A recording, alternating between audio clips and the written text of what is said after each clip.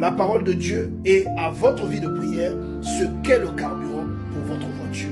Croire qu'on peut prier sans mettre la parole de Dieu, c'est croire qu'on peut grandir sans être nourri. Parce que la monnaie d'échange qui entretient votre élan dans la prière est la connaissance ou la conscience que vous avez des choses que Dieu peut faire pour vous.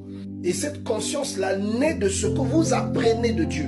C'est pourquoi la Bible déclare que la foi vient de ce que l'on entend. Et la Bible nous explique que cette foi que vous procure, les choses que vous apprenez à propos de Dieu, justifient votre vie d'auprès de Dieu. Par conséquent, l'exaucement devient courante dans votre vie.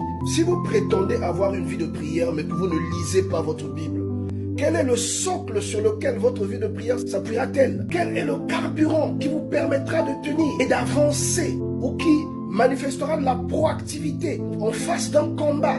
La raison pour laquelle votre vie de prière a du mal à décoller, la raison pour laquelle à ce jour vous titubez alors que vous avez au fond de votre cœur la volonté, mais que vous avez du mal à lier cette volonté avec vos actes, est due au fait que vous ne lisez pas la Bible.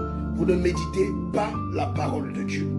Vous ne pouvez pas avoir une vie de prière efficace si vous ne méditez pas la Bible. Ça ressemblerait à avoir une voiture de luxe qui n'a pas de carburant. Lorsque vous avez une voiture et que vous avez besoin d'aller vers un supermarché parce que vous n'avez plus rien à manger, la voiture vous permet d'avoir accès à la possibilité de vous approvisionner d'une manière beaucoup plus rapide qu'une personne qui s'y rend à pied. C'est ce qu'est la méditation de la parole de Dieu pour votre vie de prière. C'est le carburant de votre vie de prière.